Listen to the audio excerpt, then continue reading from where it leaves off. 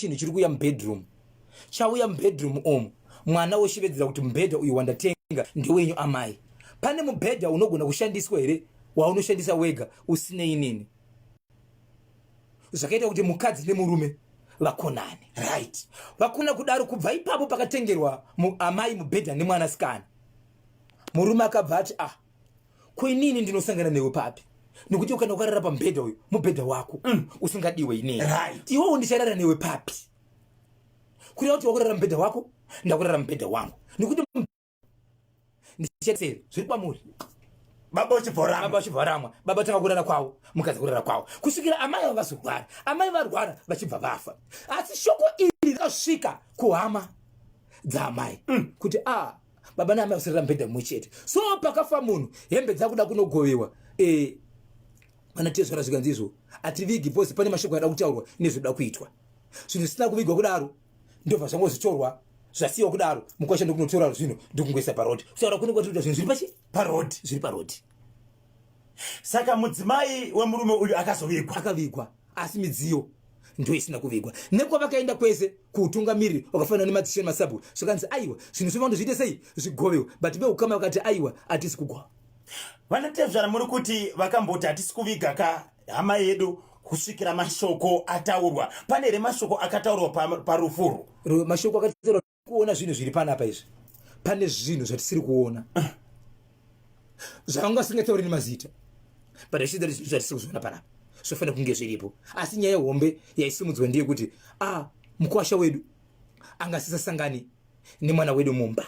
Asi shoko rakasvika kwatiri nderekuti izvo kusasangana kwaanga ari kuita. Pane mubhedha mukwasha wachiita kuti ndine mubhedha wakanga watengwa nemwana, asi mwana waari kuti mubhedha uyu ndiwo amai chete. Hauzwani? Ini ndaigopinda mumba macho nemwana wenyu ichinosangana pamubhedha upi? Iwo mubhedha uchinzi ndiwo mukadzi chete. Ende mukadzi aitosimbisa kuti mubhedha ndiwani ndewangu. Asi mashoko anga kuteerwa nevanhu manje ndeye kuti izvo zvinoita here kana kuti mwana ana baba naamai vanogara vese akatenga chinhu chisina kufanana nechinhu chakafanana nehembe, kuti anoshevedzera kuti chinhu ichi kana kuti riri sofa iri nderenyu mai, harinei nababa. Mubhedha uyu amai ndewenyu, haunei nani, haunei naamai, haunei nababa. Ndechekupisi mutoko, right? Murume baba pavakaona kuti mwanasikana atenga mubhedha wapa amai, murume paakaramwa, pane here hama dzemudzimai dzaakaudza kuti ndo zvaitwa nemwana wedu? Haana kuudza hama, asi kuti amai ndo vakatoudza hama dzavo kuti murume wangu haachisi mumba, akaboda. Muri yeZimbabwe zvakaitwa nemwanasikana ndizvo here zvokutenga mubhedha achipa amai kuti amai mubhedha wenyu uyu ndewenyu, hausi wababa, munoshandisa mega. Uye zvakaitwa kana baba nemurume uyu zvokuti akaramwa anditika mudzimai wake achiti hazviiti kuti ndisangane newe, right? Nokuda kwokuti uri kurara pamubhedha wakatengerwa nemwanasikana wako uyo wanzi inini handifanirwa kuushandisa, right? Asina kunotaurira tete hama dzemudzimai kuti ndiwo mamiriro akaita zvinhu kumba. Ndizvo here? 0713938538 Kanyemba naBhozho kwakabva bhutsu uko ngavataure chokwadi.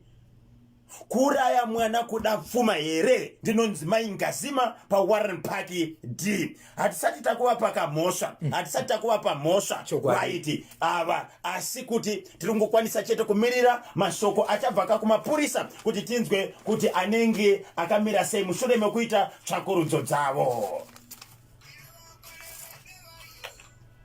Hello?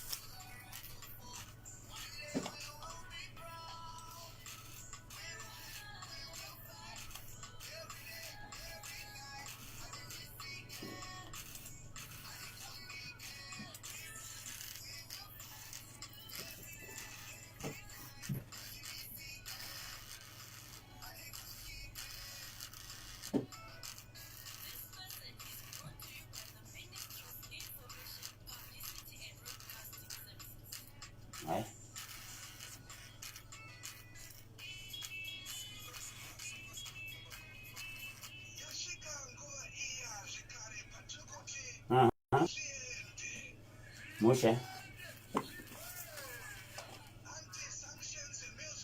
Uh-huh.